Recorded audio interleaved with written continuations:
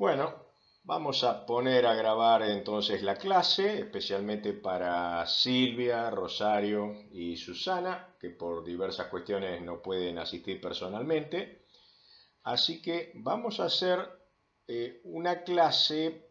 Habíamos hablado de la Grecia antigua, de los oráculos especialmente en la Grecia antigua, y ahora vamos a completar nuestro conocimiento de la antigüedad con las supersticiones en Roma y entre los etruscos, que fueron los antecesores de los romanos. Eh, Antes de pasar a Artemidoro, que hoy vamos a empezar un poquito con Artemidoro, pero no vamos a poder terminar con él porque Artemidoro solo requeriría un curso de 10 clases para hablar de los sueños. Eh, la clase que viene entera se la vamos a consagrar a Artemidoro, espero que puedan asistir todos, porque claro, ya cuando hablamos de Artemidoro ya no hablamos solamente de historia, como cuando hablamos de los oráculos antiguos, donde son cuestiones de cultura general, como para ir sabiendo cómo empezó la adivinación en la antigüedad, sino que ya cuando hablamos de los sueños, un sueño de hace 2000 años significa lo mismo que un sueño actual, ¿no es cierto? Entonces, cuando entremos a analizar Artemidoro, ya no estamos haciendo historia, sino que estamos entrando de lleno en la interpretación de las señales del destino, en este caso a través de los sueños, antes de seguir a otras señales que se nos presentan en nuestra vida despierta. Así que vamos a dedicarle media clase a las supersticiones en el mundo romano y la otra media a Artemidoro.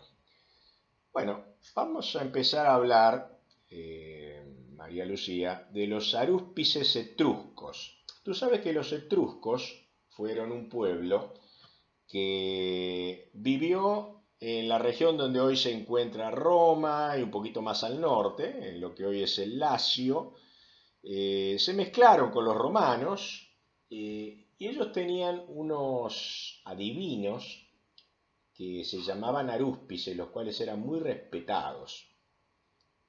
¿Ellos vienen de dónde, Jimmy? Bueno, ellos vivían en la región de Italia central, en el centro de Italia. Ya, eh, Fueron los antecesores de los romanos. Es más, los primeros reyes romanos fueron reyes etruscos. ya. Eh, Así que estos adivinos eran muy respetados por los antiguos romanos y su fama era legendaria. Estudiaban el vuelo de las aves y las entrañas de las víctimas de los sacrificios, para emitir pronósticos que eran tomados en cuenta por los gobernantes. Es decir, en la antigüedad los gobernantes prestaban mucha atención a los pronósticos, no como ahora que es un tema un poquito marginal. En aquel tiempo era un tema oficial. Los adivinos etruscos eran sobre todo maestros en lo que se llama la expiación, que es limpiar un mal presagio. Su función principal consistía en lavar o expiar las manchas que podían provocar la cólera de los dioses. Por ejemplo, cuando un mal augurio se presentaba para el Estado, allí aparecían estos adivinos llamados arúspices, prontos a remediar el mal. Si un monstruo, alguna persona deforme, que era considerado un mal presagio cuando uno lo veía así inopinadamente, se presentaba, por ejemplo, en el ágora, en la parte más poblada de donde se reunía a la gente, aterrorizando a los ciudadanos y a los esclavos. Entonces los adivinos, los arúspices, mandaban sacrificar 10 chivos negros, con lo cual consideraban que quedaba lavado el mal augurio. Era una manera de espiar, de querer controlar el destino, porque ya vemos que desde los etruscos y los romanos su preocupación era controlar el destino. Cuando venía un mal augurio, ellos hacían un sacrificio expiatorio. Si, por ejemplo, se escuchaban truenos en la región del Lacio, justamente donde había estado, donde está la antigua Roma, y la actual Roma, ¿no es cierto? De ahí viene la palabra latino. Si se escuchaban truenos en el Lacio, esto lo cuenta Cicerón, un antiguo escritor, y causaban preocupación en el mismísimo Senado, porque se habían escuchado truenos sin que llueva, sin que haya nubes, en un cielo sereno. Entonces los arúspices lo atribuían a la negligencia, a que no se habían cumplido ciertos ritos religiosos y a ciertos impíos asesinatos que hubo por aquellos días. Todo esto lo contaba Cicerón. Entonces, ¿qué hacían los arúspices? Trataban de lavar ese mal presagio. El truenos en un día sereno era un mal presagio. Entonces, se debía aplacar a los dioses mediante un sacrificio. Si, por ejemplo, en el año 152 a.C., esto también lo cuentan los antiguos escribas latinos, un rayo derribó una columna dorada frente al templo de Júpiter, sobre el cual había una estatua. Sobre la columna había una estatua y fue derribada por un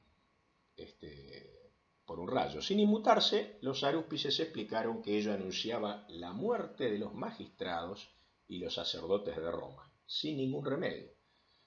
A toda prisa, estos magistrados renunciaron a sus puestos. Fue una profecía autocumplida, porque tal era el temor que tenían que decían, prefiero renunciar antes que morirme, ¿no?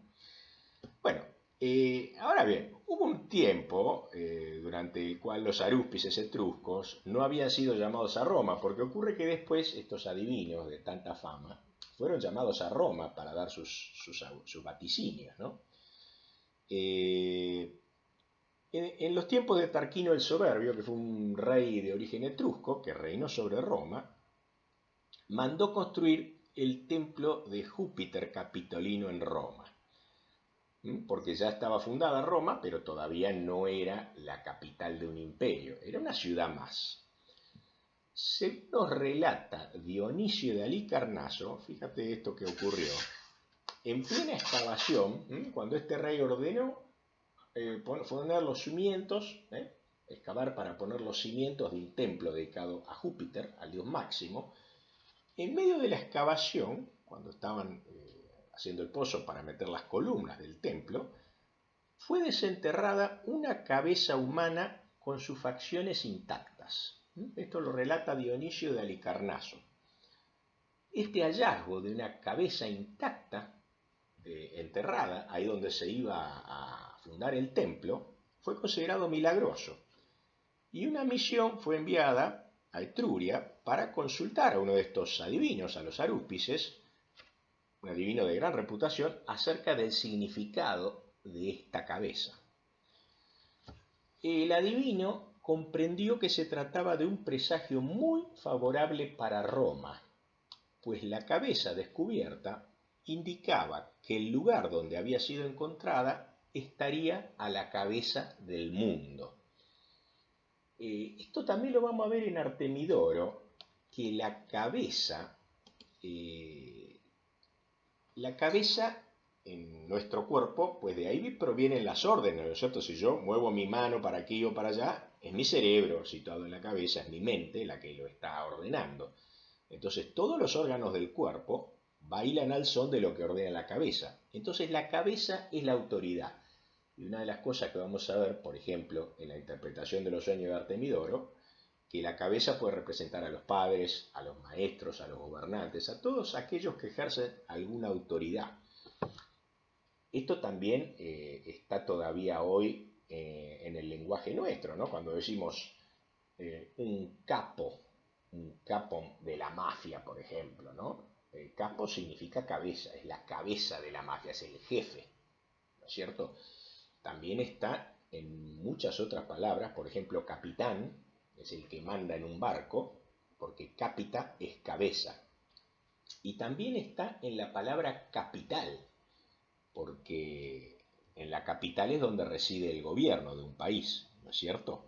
Así que vemos que todavía hoy estas antiguas expresiones conservan su sentido y nosotros nos servimos de ellas a veces sin pensar demasiado que capital puede provenir de la palabra caput, que es cabeza en latín.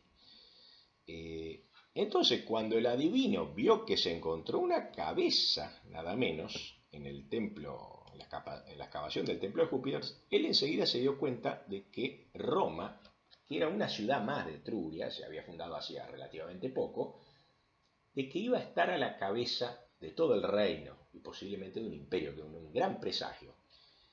Entonces, ¿qué hizo este adivino consultado? Que él residía en otra ciudad de Etruria. Él quiso apropiarse del presagio y pasárselo a su propia ciudad. Entonces, cuando le consultaron qué significaba ese presagio, la comisión que había venido a consultarlo, él, según Dionisio de Halicarnaso nos cuenta, dice, trazó sobre el suelo líneas curvas y líneas rectas, determinando de este modo sectores orientados que representaban en principio ciertas partes del Capitolio, es decir, del lugar, hizo como un mapa de ese templo que se proyectaba construir, ¿no es cierto? Pero ese mapa, al mismo tiempo que representaba al templo que se estaba construyendo, también representaba para el adivino diversas regiones de su propio país. Era un mapa ambiguo. Entonces él, al designar con su bastón cada sector así trazado, él preguntó a los romanos que habían venido a consultarle, ¿ha sido la cabeza encontrada acá o allá? Preguntaba el adivino, ¿no? Y marcaba ciertos sectores de ese plano trazado en la arena que en realidad representaban diversas regiones de Italia, y él lo que quería que le respondieran fue encontrada en este lugar donde era la ciudad de nacimiento del adivino. Él quería de ese modo transferir el presagio. Si los romanos le hubieran dicho fue encontrada en este lugar, él hubiese clavado su bastón en el lugar del mapa que representaba su ciudad, y de ese modo él quería transferir el buen presagio a su propia ciudad, arrebatarle a Roma ese buen presagio. Pero los romanos, advertidos de esta artimaña por la hija del adivino, se guardaron bien de no responder acá o allá, sino que respondieron, la cabeza fue encontrada en el Capitolio. Punto. No le dieron la oportunidad de decir acá, para que él señalara su propio lugar de nacimiento. Entonces el adivino fue vencido y renunció a tratar de hacer suyo el presagio. Comprendiendo que no podía cambiar el porvenir, ya precisado, dijo a los romanos que fuesen a anunciar a sus conciudadanos que por decisión del destino su ciudad estaría a la cabeza de toda Italia.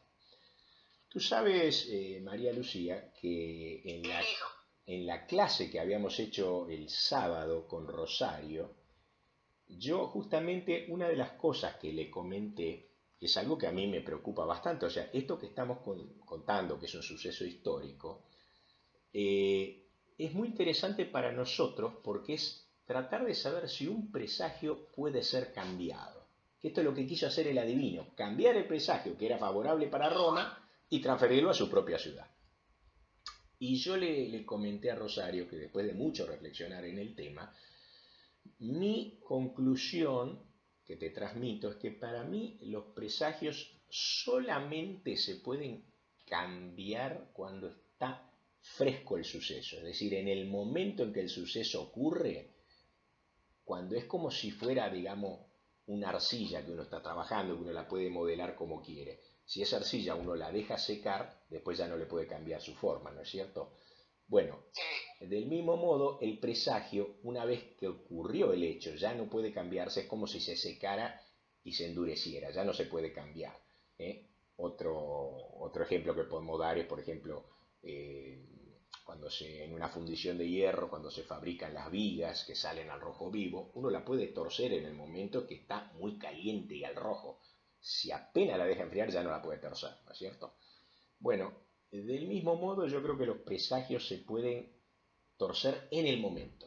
Es decir, cuando están ocurriendo y todavía está fresco y todavía uno está dentro de la situación, uno podría volverla a su favor. Una vez que ya ocurrió, ya no se puede cambiar. Por eso este adivino ya no pudo cambiar el presagio, ¿no es cierto? Bueno, ok. Voy a pasar un poquito rápido por un tema histórico de la superstición de este pueblo de los etruscos. Ellos creían en una divinidad que se llamaba Tages. Parece ser que un agricultor etrusco trazó un profundo surco con su carro y de él surgió un niño llamado Tages, y que era un niño prodigioso que tenía todos los secretos de la adivinación. Era como un genio. Este genio inspiró el calendario brontoscópico, que significa el calendario de los truenos, que establecía el significado del trueno para cada día del año.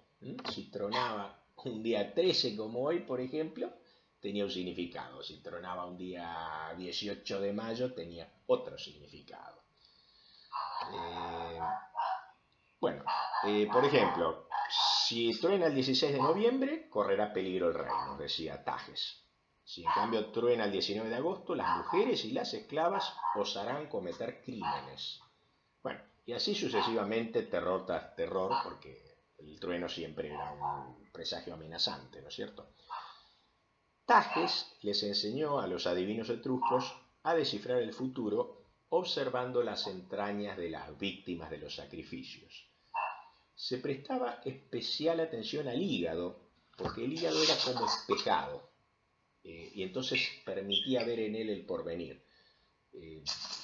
Tú sabes que en los espejos o en las bolas de cristal, por ejemplo, se forman unos reflejos y muchas veces con ese reflejo puede el adivino percibir ciertas formas y tratar de descifrar el futuro. Bueno, esto se hacía con los hígados de las víctimas de los sacrificios. El hígado era considerado como si fuera un microcosmos, como si fuera todo un mundo en sí. Y sus diferentes partes tenían nombres específicos. Por ejemplo, una parte del hígado llamaba presencia divina, la otra parte apaciguamiento, la otra parte buena palabra o destrucción del enemigo. Un poco como hacemos hoy con la quiromancia, donde cada uno de los montes tenemos el monte de Venus, el monte de Júpiter, ¿no es cierto? Bueno, asimismo, las víctimas de los sacrificios, su hígado tenía diversas partes que correspondían a un pronóstico distinto, ¿no es cierto? Hay que decir que estos adivinos etruscos, que eran muy respetados, en Roma tomaron el nombre de augures porque tenían un bastón con el cual trataban de captar las buenas ondas, un poco como los rabdomantes, todos aquellos que buscan agua bajo la tierra. Y esa palabra augur, que era el adivino romano, de ahí viene la palabra augurio. Cuando nosotros decimos esto es un buen augurio, esto es un mal augurio, estamos recordando a los adivinos romanos llamados augures. Y la palabra auspicio viene del latín que significa avis spicio, que es observación de las aves. Spicio es observo, avis, observo las aves, porque observando el vuelo de las aves, también si las aves volaban hacia la izquierda podía ser un presagio siniestro. Otra palabra que también viene de la historia, ¿no? Cuando decimos una cosa siniestra, que es algo para nosotros algo tenebroso, algo malo, en realidad para los romanos lo siniestro era la mano izquierda. Lo izquierdo era siniestro y lo dextro era lo derecho. Hoy día para nosotros perdió totalmente ese significado. Vamos a ver cuando lleguemos a Artemidoro que Artemidoro identifica la izquierda especialmente con el sexo femenino y la derecha con el sexo masculino. Así vemos que cuando pasan cosas en la parte izquierda del cuerpo se refiere a las hermanas, las esposas, las hijas, las madres, mientras que cuando pasan del lado derecho son hermanos, padres, del lado masculino. Así que vemos que todas estas riquezas del lenguaje, todos estos significados que estamos viendo, provienen de la antigüedad y en algunos casos han ido perdiendo su sentido original. Bueno, entonces Tages fue el primer adivino de los etruscos, fue el fundador de una ciencia que perduró a través de los siglos, pasando de la antigua Etruria a la Roma imperial. Dejamos entonces a los etruscos y nos vamos a ir un poquito a Roma. Bien, el arte del oráculo, de la profecía de que hablamos la clase pasada, llegó a Italia importado desde Grecia y fue llevado ahí por las sibilas, que eran unas profetisas errantes, un poquito vagabundas, que iban de acá para allá, y la más famosa de las antiguas sibilas fue una sibila griega que pasó a Italia y se asentó en un lugar llamado Cumas, cerca de la actual Nápoles. Ella vivió en el siglo VI a.C. A ella le dedica incluso unos versos el poeta Virgilio, el autor de la Eneida. La sibila escribía en griego, sobre hojas de papiro. De alguna manera, para los romanos, el arte de la profecía siguió siendo siempre una especie de arte importado. Y los romanos nunca establecieron un oráculo en Roma. Iban a Cumas, iban a otros lugares de Italia, se iban a Delfos en Grecia, pero ellos no quisieron establecer un oráculo en Roma. ¿Y esto por qué, María? Porque los romanos querían mantener su independencia y de algún modo ellos querían dominar un poquito los augurios, porque ellos sabían que había augurios buenos y augurios malos todo el tiempo, y si ellos establecían un oráculo en Roma, bueno, entonces la palabra de la sibila los hubiese obligado a ellos a obrar según su oráculo, cuando ellos a veces querían hacer otra cosa. Entonces los romanos siempre mantuvieron más bien su independencia y ellos preferían prestar atención a los presagios espontáneos, a esto que estamos estudiando en este curso. Yo por eso me identifico bastante con los romanos, más que con los griegos o los etruscos, porque los romanos, vamos a ver que ya empezaron a establecer algunos de los principios para interpretar los presagios espontáneos. En el fondo, los romanos desconfiaban de aquellos que decían estar en contacto con la divinidad y hacían poco caso de los oráculos. ¿Qué hacían los romanos? Por ejemplo, ellos establecieron algunos principios de interpretación de los presagios. Uno de ellos le llamaron homina, de donde viene la palabra ominoso. Vemos que vamos a aprender bastante etimología en este curso también, el origen de las palabras. Homina era el presagio que llegaba a través del oído. Según Cicerón, cualquier frase pronunciada por desconocidos en la vía pública, uno iba por la calle y se cruza con dos personas que están hablando entre sí de sus cosas. Pueden estar hablando de una función de teatro que vieron el día anterior y dicen una frase que uno la capta al pasar. Esa frase puede ser aplicada a la vida y a los intereses del individuo que en ese momento la escucha por casualidad. Si esa frase se ajusta a las circunstancias y expectativas de la persona. Un porvenir sombrío o feliz se anuncia por medio de una palabra escuchada al azar. Y eso se llamaba omen. Se cita, por ejemplo, mira este omen, María, un famoso omen, que es un presagio escuchado por medio de la palabra, que se le fue presentado al general Craso cuando preparaba su expedición contra los partos. Este general escuchó que un vendedor de higos gritaba a voz en cuello la palabra cauneas, que significa higos de caunos.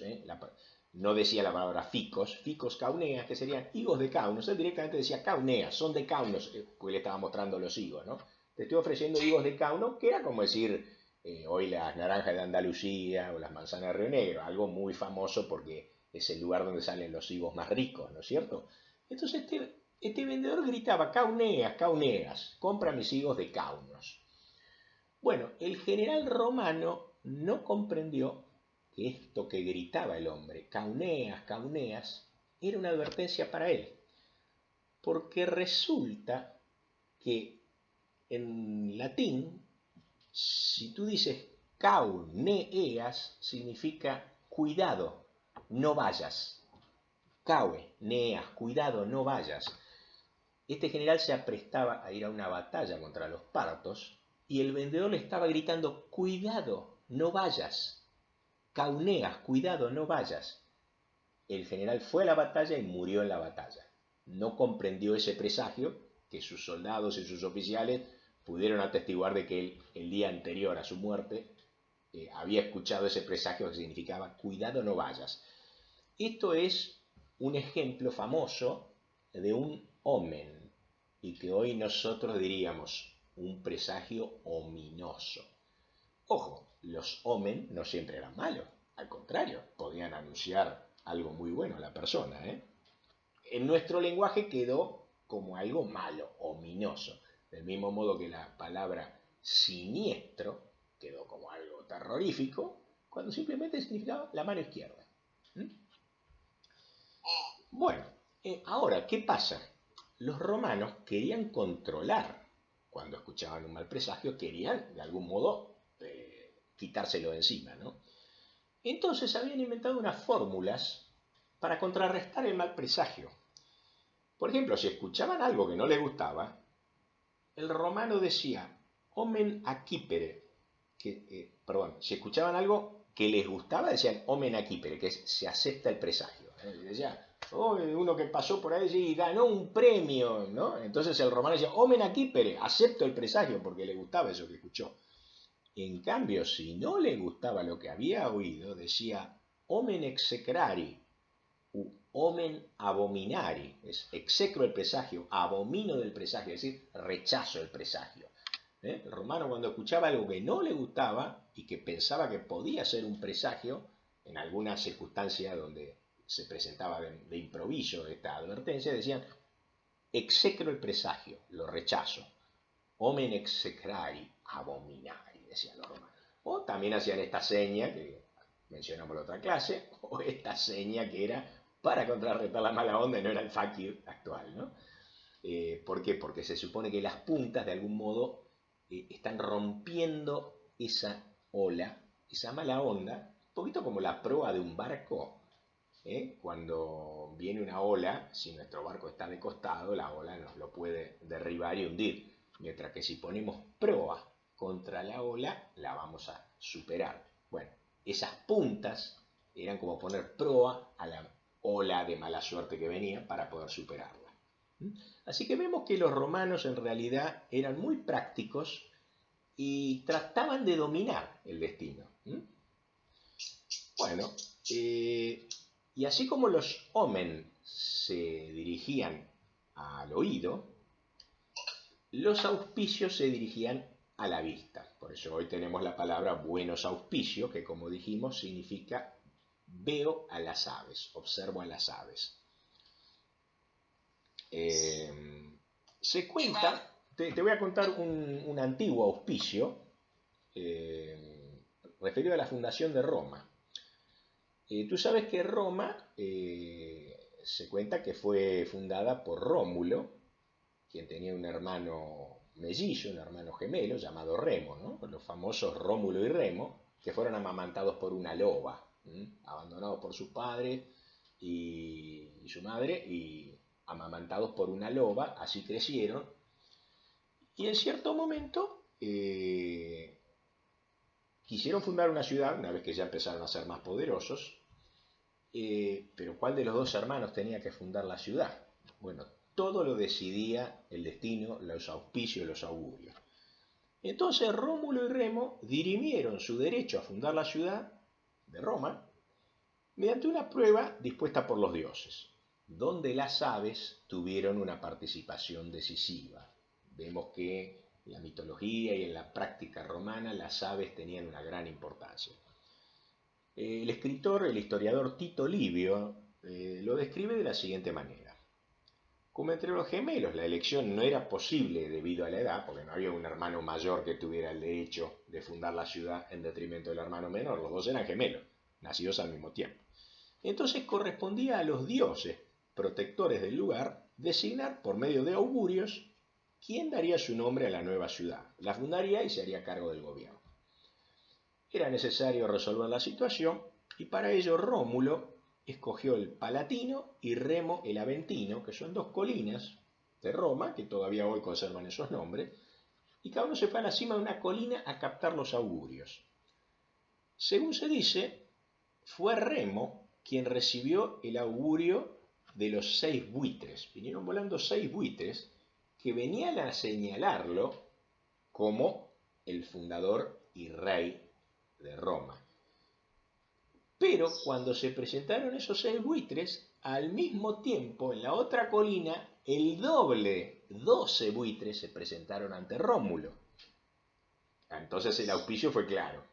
Había más aves que estaban diciendo. Fue como una votación de las aves, ¿no? La mayoría de los buitres dijeron, debe ser Rómulo el fundador, y aunque Remo es bueno, será Rómulo el fundador de Roma, ¿no? Bueno, todavía vamos a decir algunas cositas más sobre Roma. Vemos que nos está ayudando mucho a entender la historia, ¿no? Y la etimología y el origen de muchas palabras. Dijimos que el arúspice era el adivino etrusco y en Roma se llamó augur. Acá tengo el nombre del bastón que llevaba el augur, que se llamaba litubus, que le permitía captar los auspicios de una manera como si fuera una antena, un poquito como esa gente que busca agua un poco a ciegas con un palo, los rabdomantes, con una vara, generalmente a veces partida en dos, y que empieza a temblar donde hay agua subterránea. Bueno, del mismo modo, el augur romano captaba los augurios por medio de una vara. Bien, y todo esto quedó entonces en el lenguaje como el auspicio que vio las aves, como un presagio bueno o malo, y el augurio lo mismo, hoy día son sinónimos. Vamos a pasar sobre algunos términos más, por ejemplo la palabra prodigio se refería a fenómenos anormales que violaban las reglas de la naturaleza. En este caso llamaban prodigio, ostento, portento, monstruo o milagro, según el tipo de prodigio que fuera. Estos fenómenos los romanos les tenían un poquito de confianza porque afectaban a la armonía del cosmos y amenazaban con romper la alianza del hombre con los dioses. Como dijimos al principio, había que hacer una expiación, había que lavar la mancha, expiar el prodigio para que todo volviese a la normalidad. Se estableció entonces una procuratio prodigiorum que vigilaba atentamente estos eventos y los catalogaba en documentos que se conservan hoy, como las tablas del pontífice, que son del siglo II, y que se fijaban en los muros de la Regia, ahí en pleno centro de Roma. Todos y cada uno de los prodigios allí enumerados recibían su expiación, es decir, su lavado ritual por parte de los sacerdotes romanos, porque ellos no querían que se les presentase ninguna catástrofe. Eclipses, cometas, meteoritos, el rayo cuando es mortal, el trueno cuando estalla en un cielo sereno, las tempestades furibundas y que dañan los edificios sagrados, en fin, la lluvia de materias insólitas, de piedras, de cenizas o de sangre, las estatuas que se cubren de sudor o derraman lágrimas. Fíjense que esto ya ocurría hace 2000 años y sigue ocurriendo hoy y sigue sin explicarse exactamente qué pasa con eso. El temblor de tierra, que nunca ha cesado de atemorizar a los hombres, era un prodigio particularmente grave, así como el estruendo que lo acompaña. Ahora, como vemos, el término prodigio es una especie de cajón desastre donde cabe de todo, ¿no? Es decir, eventos naturales perfectamente explicables, hasta eventos sobrenaturales como que llore lágrimas de sangre una estatua. Los romanos a todo esto lo embolsaban con el término prodigio y por la duda que significase algo malo, hacían una ceremonia por medio de sus sacerdotes para lavar esa mancha. Entonces Roma había puesto un mecanismo perfectamente aceitado para librarse de las amenazas. Cuando un ciudadano de la ciudad de Roma, de la urbs, presenciaba un prodigio, inmediatamente lo comunicaba a la autoridad competente, que generalmente era un cónsul. Este tomaba debida nota y al comienzo del año siguiente presentaba un informe al Senado sobre los prodigios que le habían sido comunicados.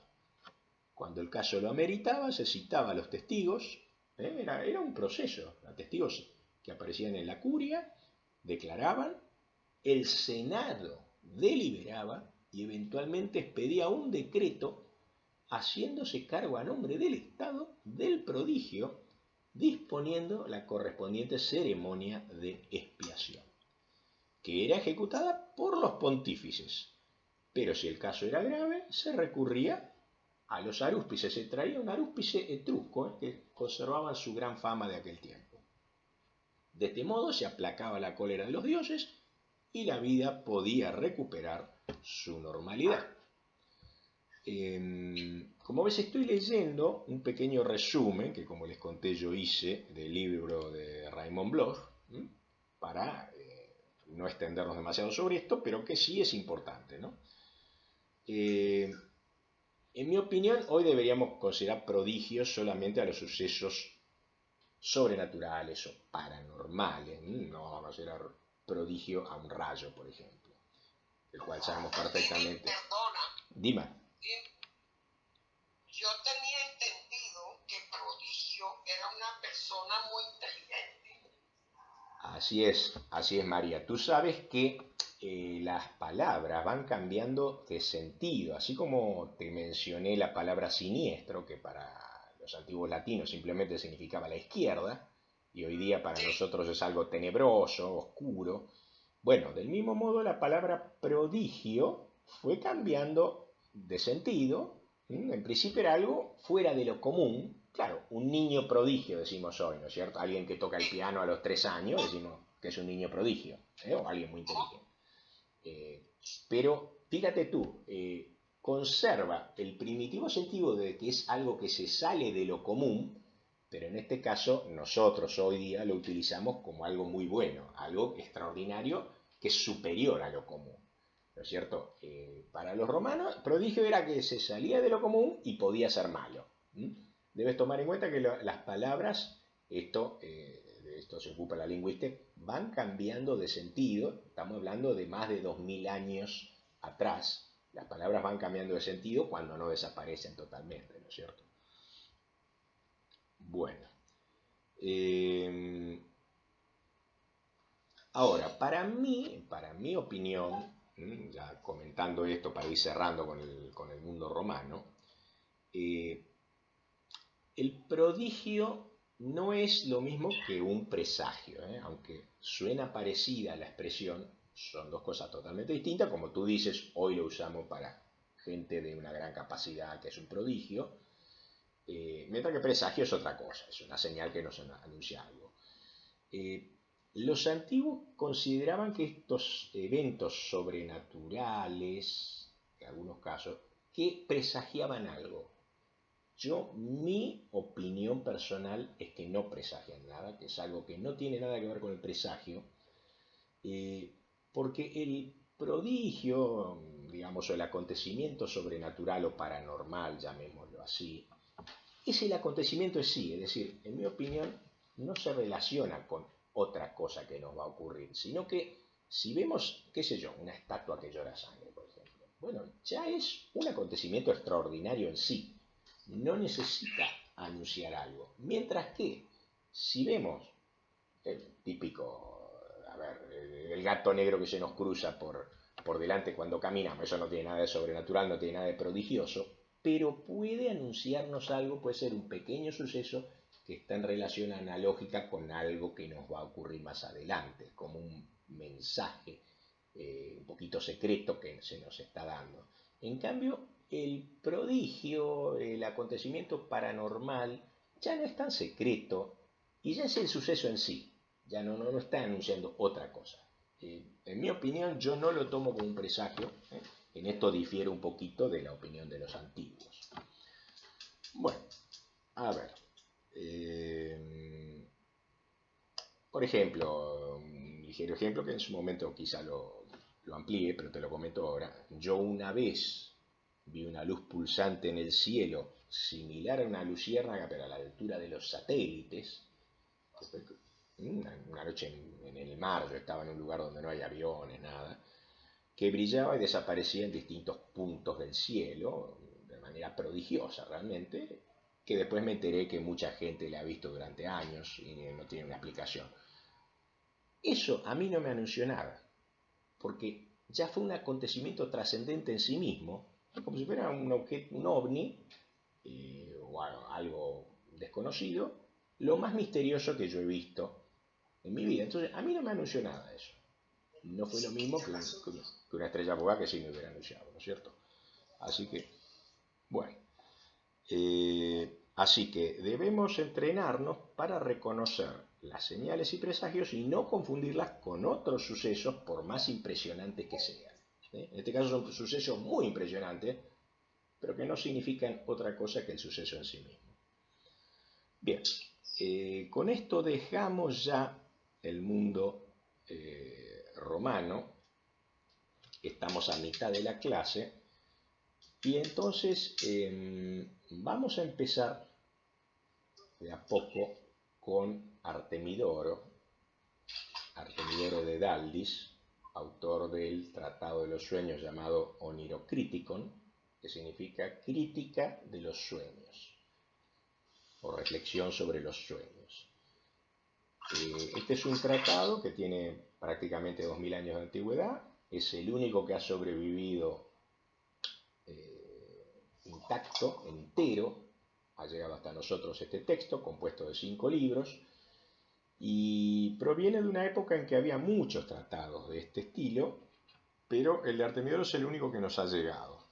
Por lo tanto, es precioso para nosotros porque nos expone la visión que podía existir hace 2000 años, sin la cual no podríamos nosotros saber qué pensaban los antiguos de los sueños. Bueno, voy a leer un poquito, también en este caso, yo esto sí se los voy a pasar. Preparé un pequeño texto resumiendo algunas críticas mías o reflexiones mías sobre el texto de Artemidorio, porque es un texto muy largo, muy complejo, donde el que todavía no está ducho en estos temas se puede perder. Entonces yo hice un pequeño resumen en 5 o 6 páginas hablando de algunas cosas que nos cuenta Artemidoro. Bueno, hay una categoría especial de presagios, aquellos contenidos en los sueños. Nosotros acá venimos hablando de presagios, de hechos que se presentan ante nosotros en nuestra vida común, en nuestra vida despierta, y que pueden constituir un anuncio de algo que va a ocurrir. Pero también esos anuncios, esas señales, se pueden producir en sueños. Y esto es lo que estudiaba predominantemente Artemidoro. Aviso que el código simbólico, el significado de los símbolos que se nos presentan en los sueños y en nuestra vida despierta es el mismo. Si nosotros vemos algo en sueños o eso mismo nos ocurre en nuestra vida despierta, el significado es el mismo, el anuncio es el mismo. Por eso es importante estudiar los sueños porque es uno de los momentos en que se nos presentan los presagios.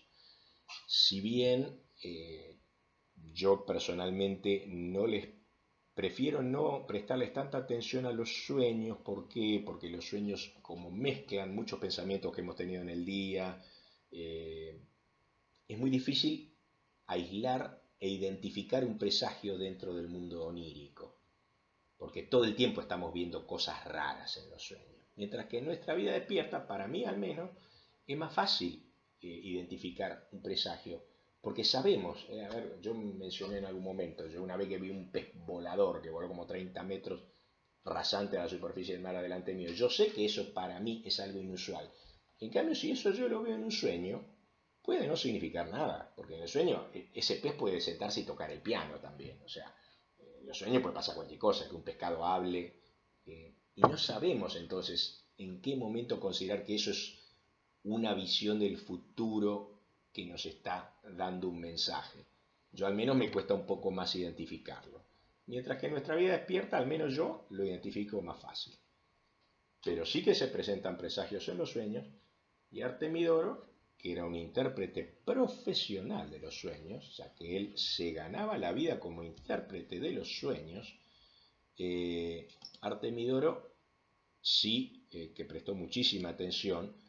Y entonces, ¿qué hacía él? Pues básicamente lo que hacía era interrogar a la gente, especialmente a la gente que sabía que había, por ejemplo, hacía poco tenido algún suceso importante en su vida, que se había casado, que había recibido una herencia, en fin, que había ganado un premio, que le había pasado algún accidente. Entonces, él trataba de hablar con esa gente y ver qué sueños había tenido previamente. Dime, Sí. perdona, Artemidoro era romano. No, Artemidoro era griego, era originario de una ciudad de la antigua Jonia. Hoy día te diría, María, que eso tenemos que sacar un poquito a la cabeza los límites actuales. Hoy día Jonia corresponde a Turquía, pero en aquel tiempo Sí, estaba habitada por los griegos. ya. Era griego, pero ya vivía en el mundo romano, vivió en el siglo II de nuestra era, cuando ya Grecia había sucumbido al poder romano y, digamos, era la época de mayor auge del Imperio Romano, pero tú sabes que en aquel tiempo los romanos aprendían griego como idioma culto, el idioma científico era el griego, como hoy día sería el inglés, para nosotros que vivimos en Hispanoamérica, para el resto del mundo se utiliza el inglés en los congresos internacionales. Bueno, en aquel tiempo el idioma científico era el griego y era el tiempo en que existía la Biblioteca de Alejandría, fundada en Egipto. Por eso hablamos de mundo greco-romano, porque los romanos adoptaron la cultura griega y fueron los que la llevaron un poquito a su máxima expresión y por supuesto le agregaron cosas importantes como el derecho romano y demás. Bien, vamos a ver que los sueños, yo en su época he leído la interpretación que hace Sigmund Freud sobre los sueños, muchos años atrás he leído la obra completa de Freud, y con especial atención los 3 tomos que le dedica a la interpretación de los sueños. Freud, que era un gran analista, pero era de la escuela materialista, entonces él negó que las visiones del futuro pudieran tener una representación en los sueños. O al menos él declaró que él no se había topado nunca con un sueño que anunciase el futuro. Lo cual es difícil de creer, señor Freud, porque Freud analizó miles de sueños y los sueños, el futuro, no hace falta ser ningún virtuoso, ningún profeta para ver el futuro en los sueños. Todos tenemos algunas visiones del futuro en los sueños. Yo le he comentado a Rosario una vez que soñé que me encontraba un billete de 2 pesos en la calle y esa misma mañana, yendo a los tribunales en la calle, me encontré un billete de 2 pesos. Otra vez soñé con un hombre de pelo largo que me robaba unas llaves de mi oficina y esa mañana yo fui a un concurso docente donde, de acuerdo a los antecedentes, le dieron un cargo de profesor a un hombre de pelo largo, un cargo al que yo me había propuesto. Había una docena de personas y, de acuerdo a los antecedentes, se lo dieron a un hombre de pelo largo que yo era la misma persona que yo había visto 2 horas antes en mi sueño. Y lo que yo soñé que me robaba las llaves era que esas llaves representaban el acceso al cargo de profesor.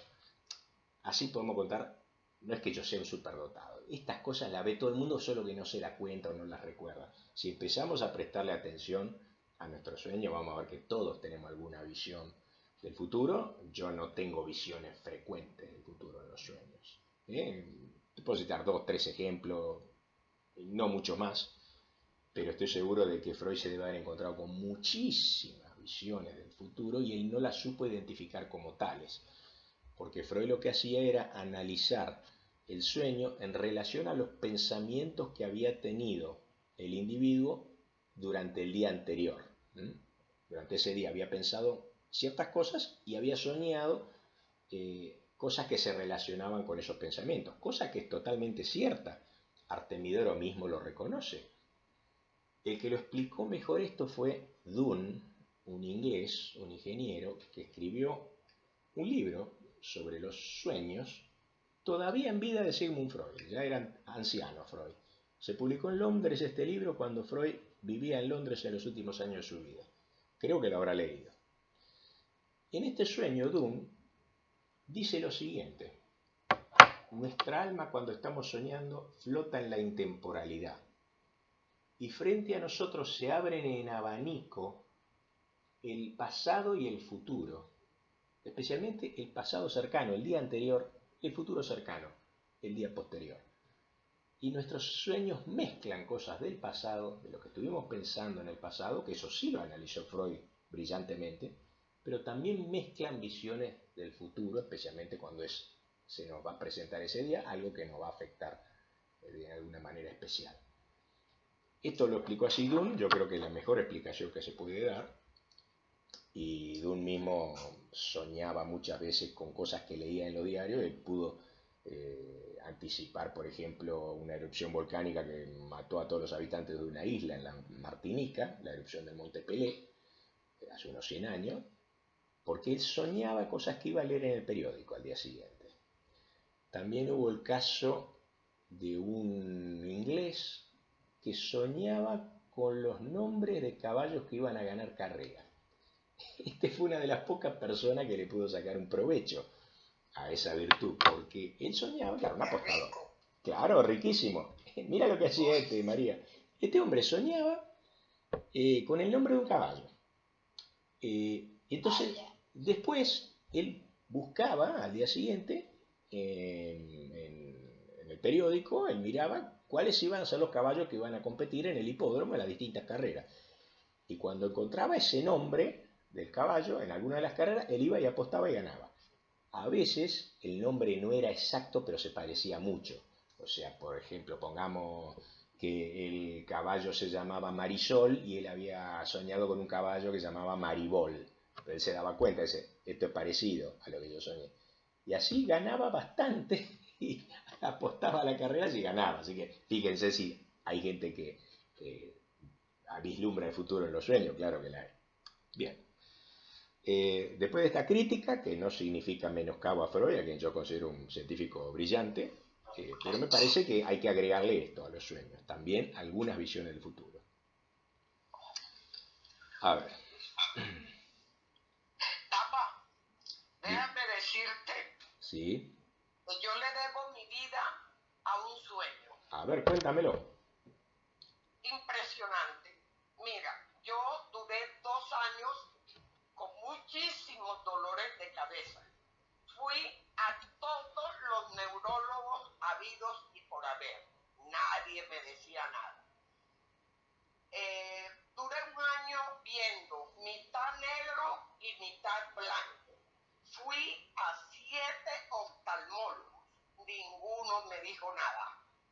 Fui a comprarle un carro a mi hija, a donde una cuñada, donde Silvia, que ella vende carros.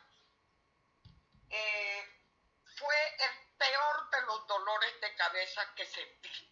Llegamos como a las 4 de la tarde y yo me dormí.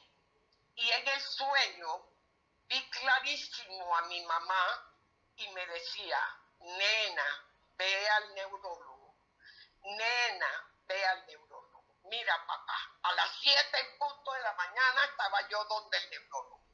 La muchacha que atiende, no, señora Mari, ¿cómo se le ocurre si usted no tiene cita? Le dije, no, mi amor, es que yo tengo una cita con el neurólogo hoy porque me lo dijo mi madre. Y cogí, esperé al neurólogo y me entré. Le dije, doctor, yo no necesito sino que usted me dé la orden de una escanografía. Listo, hasta luego, hasta luego. Como quedaba ahí cerca, me hice la escanografía. En la tarde, 5 de la tarde, voy a buscar mi resultado y era un tumor de hipófisis, macro tumor de hipófisis, papá. ¿Qué más quieres? Mira. Así que tu mamá te lo anunció en el sueño, ¿eh? Total. Yo te digo, mijo, que o sea, esto yo lo cuento a todo el mundo porque yo lo viví y estoy viva. Claro. Estuve muy grave duré 2 meses en coma, estuve muy mal, pero aquí me ves con ganas de vivir y con ganas de oírte tu curso. ¿Qué hiciste? ¿Hiciste quimioterapia, María, o te operaron? No, mi amor, es que la belleza es que no es canceroso. Ah, qué bueno, qué bueno, qué bueno. No, no fue canceroso nunca. Ajá, Nunca los tumores de hipófisis, bueno, el mío no. ajá. 3 primos sí eran cancerosos. Mira la suerte de mía. Es que yo no tengo sino que darle gracias a Dios. 3 Bueno, primos con los mismos tumores cancerosos y el mío no fue canceroso.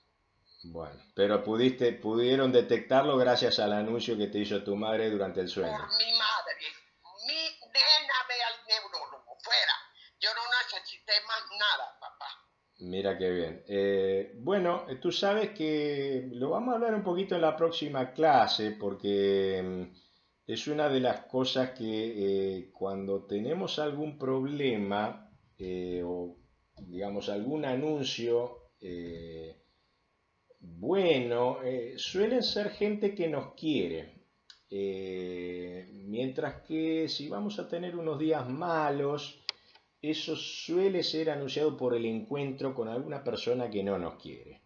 Lo vamos a ver un poquito más en detalle, pero no es Qué raro que haya... bueno saber eso, qué Claro, bueno. bueno, no es raro que haya sido tu madre, la persona que más te quiere, quien te haya anunciado en el sueño que tú debías ir al neurólogo, ¿no es cierto? Porque vamos a ver, Artemidoro mismo, hay muchos casos donde a la gente se le presentan apariciones de gente que es desconocida y apariciones de gente que anuncia cosas, ¿no es cierto? Algunas son buenas y otras malas. Por ejemplo, tenemos el caso, ya que hablamos del mundo grecorromano, el general cartaginés Aníbal, todos los Aníbales de la actualidad toman su nombre de él, lo mismo que todos los Alejandros toman su nombre de Alejandro Magno.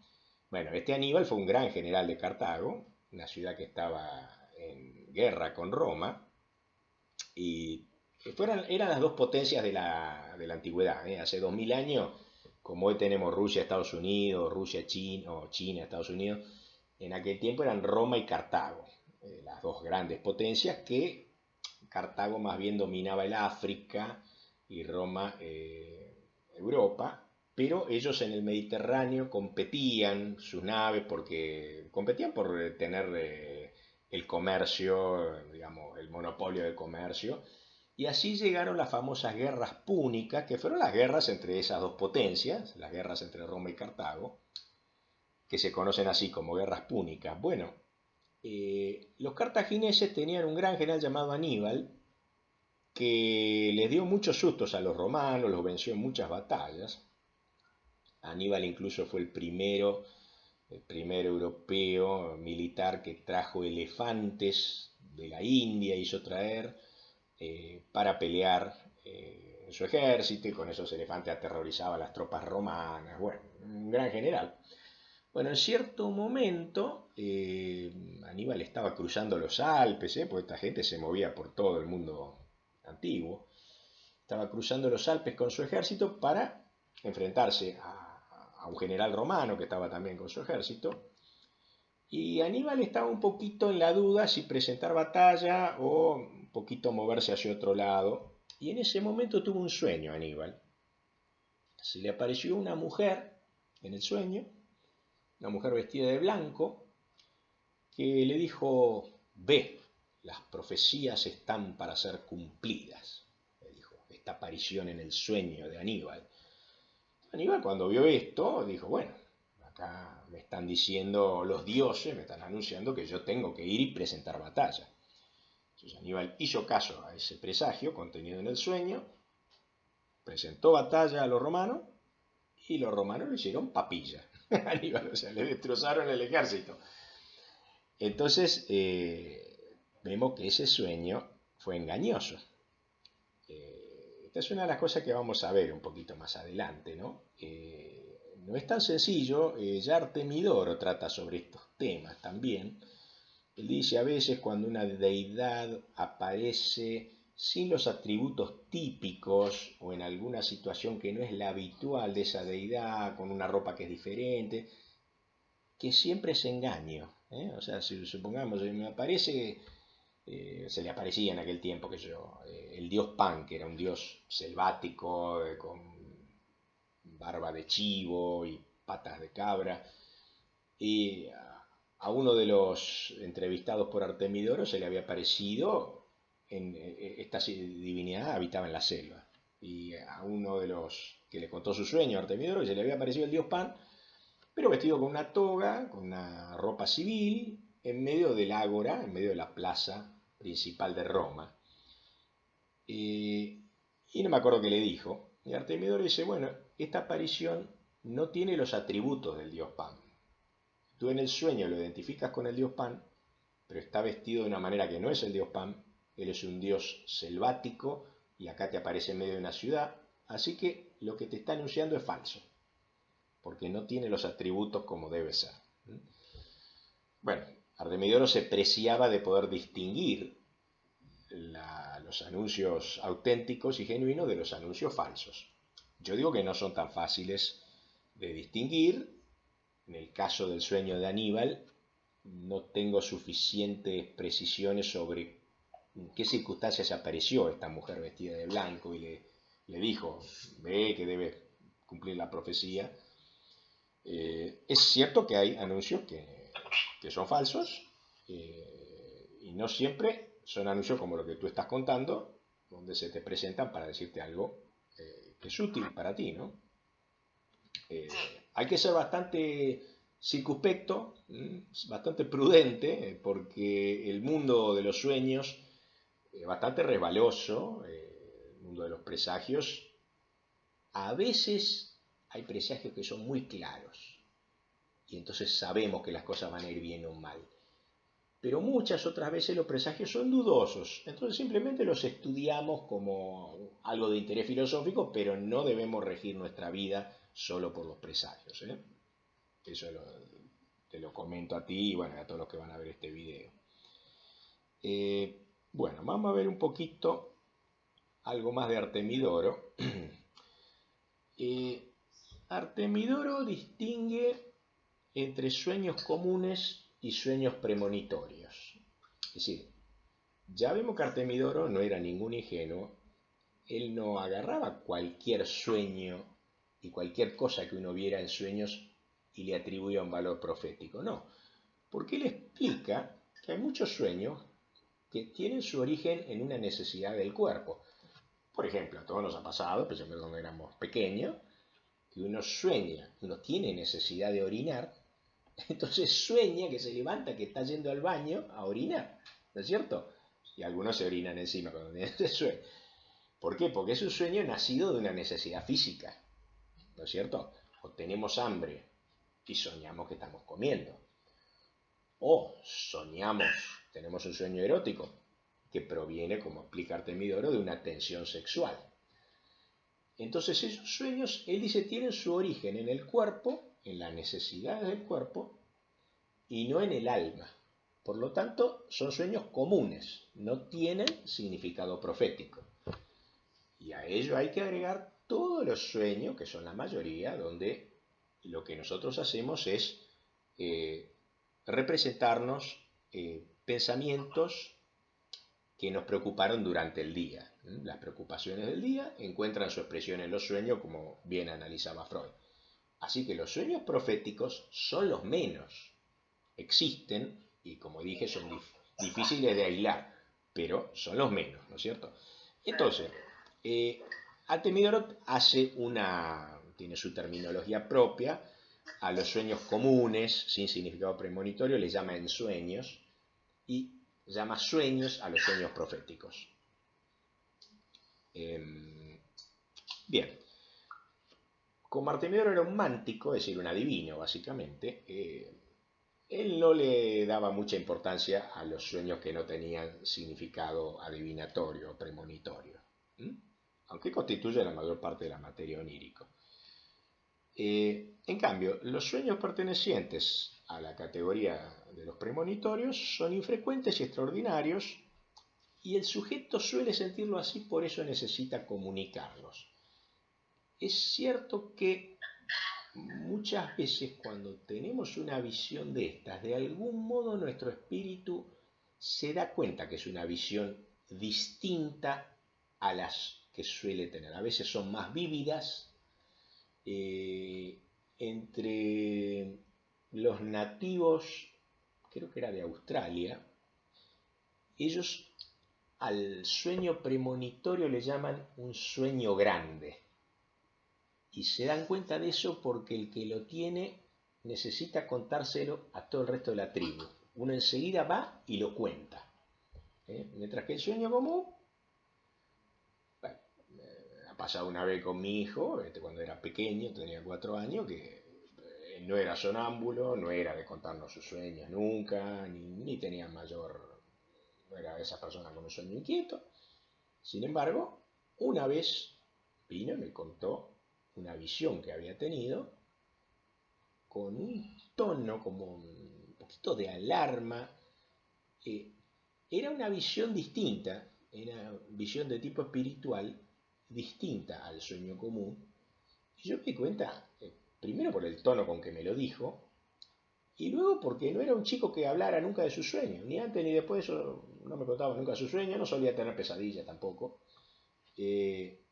Así que bueno, uno siente la necesidad de comunicar ese sueño grande o ese sueño profético. Artemidoro nos dice, el alma por naturaleza tiene propiedades mánticas, es decir, propiedades adivinatorias tiene el alma por naturaleza. El alma puede ver el futuro en ciertas ocasiones. Y bueno, a esto se refieren los sueños que analiza Artemidoro. Después tenemos, Artemidoro también distingue entre sueños directos y sueños alegóricos. El sueño directo es una visión al desnudo de aquello que va a ocurrir. Uno ve directamente, como yo cuando dije, bueno, soñé que encontraba un billete de 2 pesos, y encontré un billete de 2 pesos. Fue una visión directa de lo que iba a ocurrir. En cambio están los sueños alegóricos o simbólicos, que son mucho más frecuentes, en donde aparece disfrazado aquello que va a ocurrir, es sometido a la elaboración onírica y lo vemos como si fuera en un teatro, lo vemos representado mediante símbolos. Entonces tenemos que ejercer nuestro poder de interpretación para poder entenderlo.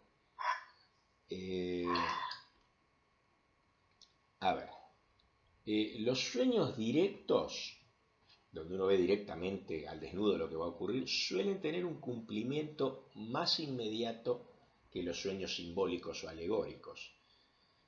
Y esto es lógico porque interpretar y descifrar los símbolos lleva tiempo.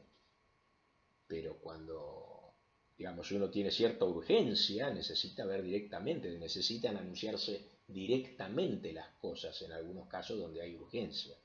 De nada serviría anunciar mediante enigmas un suceso muy próximo, porque el sujeto no tendría tiempo de comprender el mensaje. Todo esto que estamos haciendo aquí, de tratar de interpretar tales o cuales símbolos, a veces, si lo que va a pasar dentro de poco, no tenemos tiempo de descifrarlo. Entonces se nos comunica de una manera más directa, viendo directamente lo que va a ocurrir. Todas estas pequeñas cosas, yo les voy a pasar este texto, especialmente lo digo para Rosario que le gusta tomar notas. Yo ahora les voy a pasar este texto, esto y lo que vamos a decir en la clase que viene. Una misma visión onírica, vamos a hablar del relativismo de los sueños. Artemidoro era lo suficientemente sagaz para saber que un símbolo no significa siempre lo mismo, sino que debemos analizar en qué circunstancias se nos presenta el símbolo para poder entenderlo. Artemidoro asigna un sentido diferente al símbolo de acuerdo al soñante, dependiendo de la condición y las expectativas. No significa lo mismo un símbolo para quien tiene deudas que para una persona que es rica. Para una mujer soltera no significa lo mismo un sueño que para la casada. Las dos pueden tener el mismo sueño, pero la circunstancia en que está una mujer soltera es distinta a la que está una mujer casada. Sus preocupaciones son diferentes. Entonces el sueño, tenemos que tomar en cuenta las circunstancias y las expectativas del soñante. Un joven enamorado puede ver algo y un anciano puede tener la misma visión, no significa lo mismo para ambos. Incluso una visión percibida por una misma persona en diferentes ocasiones separadas por años no significa lo mismo todas las veces. Artemidoro da un ejemplo de un hombre que tuvo 3 sueños separados por muchos años entre sí. Voy a ver si lo puedo encontrar, porque es difícil encontrar algo en el texto de Artemidoro, ¿no? Estaba en el libro cuarto que estuve releyendo ayer.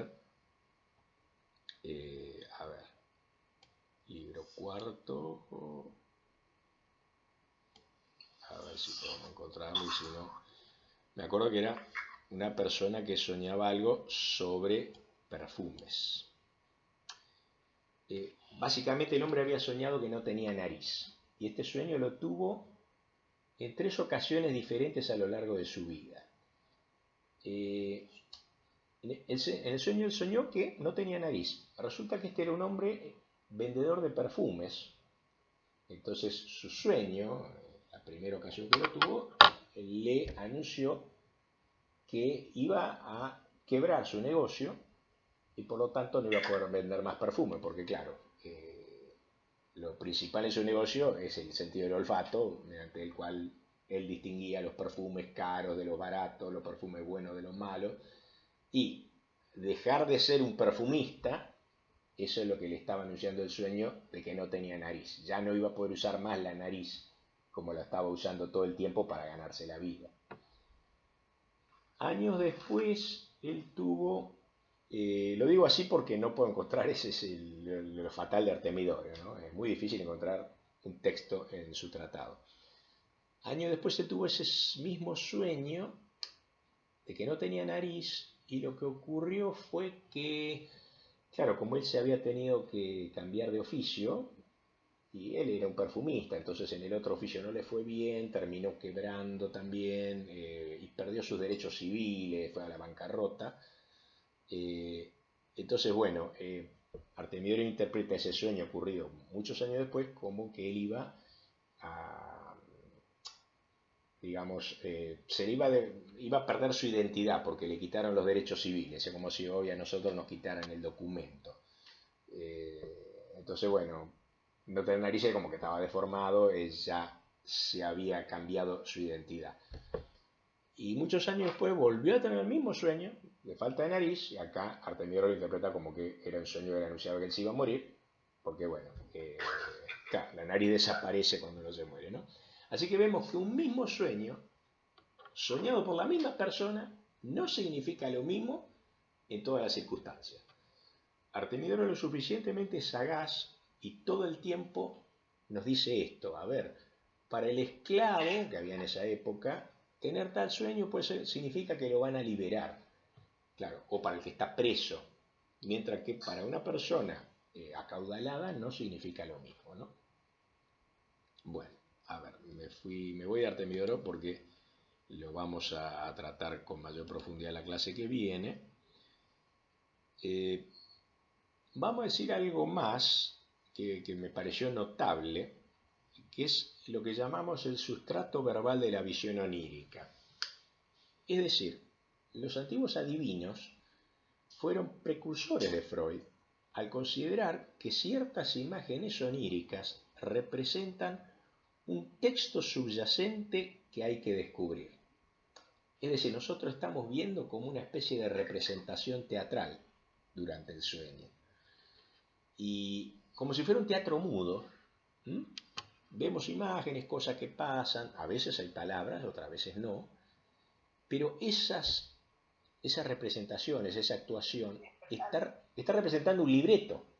hay un texto, un libreto, que nosotros cuando asistimos al teatro no vemos el libreto, ¿no es cierto? Pero en el sueño, cuando nos cuentan un sueño, nosotros tenemos que tratar de descubrir ese libreto que están actuando los actores oníricos. Por ejemplo, vamos a dar un ejemplo. Fíjate esto. Hubo un sueño célebre de Alejandro Magno cuando él estaba sitiando la ciudad fenicia de Tiro. Él le puso sitio a esa ciudad, pero era una ciudad muy bien defendida por los fenicios. Y bueno, como toda la guerra, no se sabía si iba a tener éxito, si iba a poder tomar la ciudad, o se iba a poder, se iba a tener que retirar como se retiraron los rusos acá que quisieron tomar Kiev y no pudieron, ¿no es cierto? Bueno, en ese momento, cuando él estaba sitiando la ciudad fenicia, tuvo un sueño Alejandro, donde vio un sátiro bailando sobre un escudo. Entonces, Alejandro, que viajaba en su ejército, él llevaba un adivino, por supuesto, porque había que llevarlo al adivino. Mucho antes, esto estamos hablando varios siglos antes de Artemidoro, esto es el siglo IV antes de Cristo, siglo III, mientras que Artemidoro es el siglo II después de Cristo. 400, 500 años antes de Artemidoro, ya Alejandro ya llevaba a su intérprete que se llamaba Aristandro. Entonces Alejandro le contó su sueño a Aristandro. Vi un sátiro bailando sobre un escudo. Y Aristandro le dijo, es un presagio favorable, porque él lo que hizo fue tomar la palabra sátiro, él vio un sátiro bailando sobre un escudo, que él la dividió en dos palabras, tiros. Él estaba sitiando la ciudad de Tiro. Y significa será tuya. Entonces, sátiro significaba Tiro será tuya. Directamente el sueño se lo estaba diciendo, el texto subyacente del sueño, le estaba diciendo a Alejandro por medio de esa imagen, Tiro será tuya. Por eso estás viendo un sátiro bailando sobre el escudo. Y en efecto, fue así. El general griego tomó la ciudad, puso yugo a toda Fenicia y Judea. Entonces vemos que tanto para los intérpretes antiguos, no solo para Artemidoro, acá estamos hablando de un intérprete varios siglos anterior que se llamaba Aristandro, para los intérpretes antiguos era lo mismo que para los modernos. El sueño tiene un texto subyacente y se puede considerar como una representación teatral que está representando un libreto que tenemos que descubrir. Vamos a decir algo más de Artemidoro. Claves de interpretación. Según Artemidoro, los sueños pueden interpretarse desde el principio al final o en algunas ocasiones al revés, desde el final hacia el principio. Porque hay casos en los cuales el final del sueño puede explicar el comienzo. Freud dice esto mismo, el psicoanálisis adoptó esta misma premisa, que hay sueños que recién en el final se explica el sueño, y esto es un poquito, viene a cuento con lo que hablamos en la clase pasada, de que el tiempo es muy relativo, que debemos ser muy libres en nuestra interpretación del tiempo, no tan lineales, no tan considerar la secuencia, porque a veces en el final puede estar la clave para entender el comienzo, porque vemos que el alma como que flota en la eternidad durante un sueño, y entonces puede estar cambiado el orden de la secuencia de los acontecimientos. Algo más de Artemidoro dice, a veces un solo sueño presagia múltiples hechos y otras veces es al revés. Muchos sueños presagian un único resultado. Estas cosas las vamos a ver ya en la clase que viene con un poco más de detalle. Lo que dije antes, el mismo código simbólico para sueños y presagios de nuestra vida despierta. Artemidoro cita a otro analista de los presagios, contemporáneo de él, y dice lo siguiente este otro analista. No existe diferencia entre los hechos y acontecimientos del día y aquellos que se producen durante una visión onírica. Pues según he podido comprobar por propia experiencia, en numerosas ocasiones, unos y otros tienen la misma capacidad de predicción.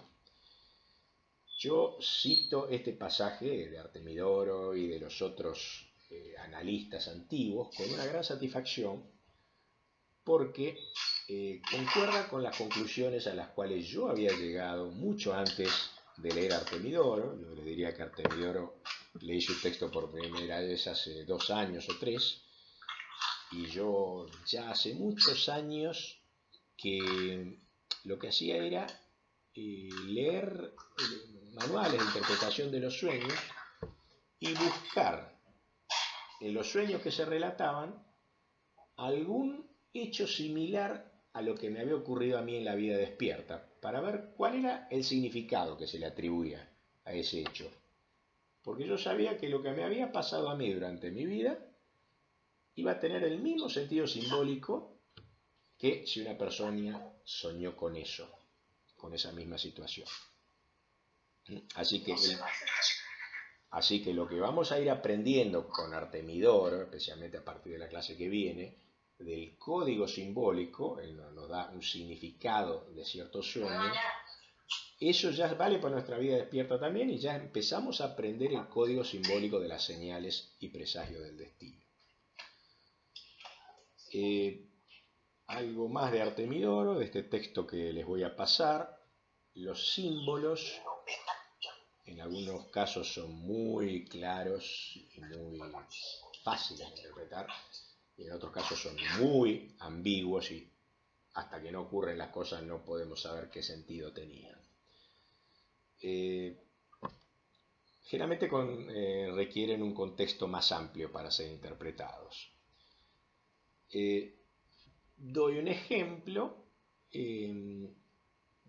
Por ejemplo, uno de los símbolos ambiguos, parece un poco asqueroso decirlo, pero hay que hablarlo, los excrementos pueden simbolizar por igual recibir dinero, como nos explica el psicoanálisis, que identifican el subconsciente, el inconsciente de las personas, identifican los excrementos con el dinero. Esto nos lo dice Freud en su psicoanálisis, insiste mucho sobre eso porque es bastante habitual, y vemos que los refranes populares o las supersticiones hacen lo mismo, ¿eh? Así, por ejemplo, tenemos la superstición francesa de que pisar excrementos con el pie izquierdo trae buena suerte. Freud no cree en la parte de la buena suerte, pero sí tenemos la misma identificación. Trae buena suerte, trae dinero específicamente. Entonces, esta superstición está identificando los excrementos con el dinero. Lo mismo que identificó Freud en los sueños de sus pacientes, de que los excrementos significaban dinero. Ahora, ¿qué ocurre? Artemidoro nos da una otra interpretación. Artemidoro nos dice que los excrementos significan oprobio, vergüenza, que en realidad parece más ajustado a lo que uno en principio creería, ¿no es cierto? Es decir, a alguien que está hecho encima le da vergüenza, se tiene que ir a bañar, ¿no es cierto? Bueno, ¿cómo sabemos si tenemos una de estas visiones o si nos pasa, nos caga una paloma, por ejemplo, cosas habituales, ¿no? Que se dice que es buena suerte. Bueno, no siempre es así, y yo he visto que es un presagio ambiguo, que la verdad que hasta que no ocurre el hecho sucesor a este presagio, no podemos estar seguros de lo que significa, porque a veces en efecto significa vergüenza, mientras que en otras veces significa que vamos a ganar dinero. Es uno de los presagios ambiguos, que hay unos cuantos, los cuales no podemos determinar antes que ocurran las cosas exactamente cuál es su significado. Por eso digo que cuando uno vigila un poco los presagios, hay algunos que sí son claros. Me topé con una barrera, un obstáculo, sí, es un mal presagio. Mientras que hay otros que son buenos y los vemos enseguida. Pero hay muchos otros que son ambiguos y debemos abstenernos de interpretarlos en un sentido o en el otro, simplemente tenemos que esperar a ver qué pasa, sin decir, va a ser tal cosa, porque son ambiguos. Yo voy a mencionarles varios de estos presagios ambiguos. Por ejemplo, en el libro de Artemidoro vemos uno de los presagios es caer a tierra mientras uno está luchando. Bueno, en principio debería significar una derrota, que es malo. Si uno pierde la lucha, puede significar una derrota, pero también puede significar apropiarse de un terreno, porque uno cae a tierra y la tierra pasa a ser suya. Entonces es totalmente ambiguo el presagio, ¿no es cierto? Lo vimos, no sé si lo conté en la clase que estaba sola Rosario, voy a aprovechar para repetirlo acá como final de esta clase, y vamos a seguir en la próxima cuando ya estemos todos, porque esto creo que lo mencioné en la clase que estaba sola Rosario, o no sé si estaban ustedes, pero lo vuelvo a mencionar. El caso del general romano Escipión, ya que hablamos de las batallas y la guerra entre Cartago y Roma, Escipión fue un romano que desembarcó en África para tomar Cartago y su ejército lo estaba esperando, una parte del ejército ya había desembarcado en una playa del África, esperan a su general en jefe, Escipión desembarca y cuando pone pie en la playa tropieza y cae a tierra. Y todo el ejército romano que lo estaba mirando dijo, ¿no? Consternado, porque para los romanos, que era muy supersticioso, cualquier tropiezo y caer a tierra era un mal presagio.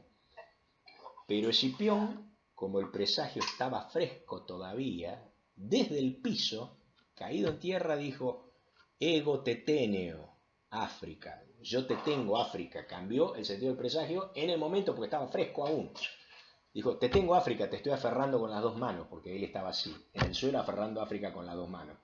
Y efectivamente él venció en la batalla, tomó Cartago, la destruyó, y pasó a la historia como Escipión el africano, el gran general romano. Entonces vemos que en este caso Escipión cayó y significó que él se apropió del África. Es algo que nos cuenta en un suceso histórico. Por lo tanto, esto que nos cuenta Artemidorio, de que uno sueña y que cae a tierra, puede significar que él se va a apropiar de ese terreno. O puede significar simplemente que uno va a ser vencido, por ejemplo, en un pleito. Por eso es un presagio ambiguo. Vamos a ver entonces que hay bastante de los presagios ambiguos. Para terminar, voy a terminar de mencionar algunos más de estos presagios ambiguos. Por ejemplo, verse morir en el sueño puede significar tantas cosas. Puede significar casarse. Uno ve que dice, soñé que me moría. Significa que uno se va a casar. Puede significar morir también. Puede significar emigrar. Sí. Y soñar con dientes. Soñar con dientes. Eso lo vamos a ver con Artemidoro porque da varias explicaciones. Uno de los sueños más complejos y que tiene varios significados. Te lo respondo la próxima porque está en Artemidoro. Hay varios significados posibles. Ahora después lo vamos a ver incluso con los detalles del sueño. Hay que ver si se te caen todos los dientes, si se te cayeron los dientes de adelante, si te crecieron. Tú me dirás qué es lo que soñaste. A ver, ¿qué soñaste? Dime. No, sí, una vez soñé que se me había caído 2 dientes. Ajá. ¿Eran los te recuerdas si eran los dientes incisivos, los de adelante de la boca? Los dientes de adelante, sí. Bien. Creo que Artemidoro habla de eso y ahora no recuerdo, te voy a dejar con la intriga hasta la clase que viene porque Artemidoro habla de los 2 dientes de adelante en algunos sueños. Y vamos a ver qué puede ser. Te lo voy a dejar picando, como quien dice, para la próxima. Bueno, entonces vamos a terminar la clase de hoy. Espero que haya salido bien esta grabación. Y nos veremos el miércoles que viene. Y a ver, guardar los cambios, no guardar, porque yo estoy con el texto acá adelante. Y bueno, esperemos estar todo. Y ahí te voy a interpretar tu sueño. Te lo va a interpretar Artemidoro, no yo. Vamos a ver qué te pasó. Así que vas a tener un intérprete ilustre, porque me parece que justo él lo cuenta eso. Hay que ver qué te pasó después, ¿no? Porque, bueno. tenés que hacer memoria. Tú, como ejercicio, Sí, trata de hacer y como memoria. hace mucho tiempo. Y tienes que tratar de recordar en esa época qué te pasó por esa época, qué cosa más o menos importante en tu vida hubo por aquel tiempo, Claro, si puedes recordarlo. Así que bueno, lo dejamos como tarea para la próxima. Eh, gracias. bueno, Sí, María Lucía, encantado y a los demás que lo escuchen mismo. esto, espero que salga bien el sonido y nos veremos el miércoles que viene en la próxima clase. Bueno, mijo, gracias. Un beso para ti. Muy buena la clase. Gracias, gracias. Estupenda. Hasta luego.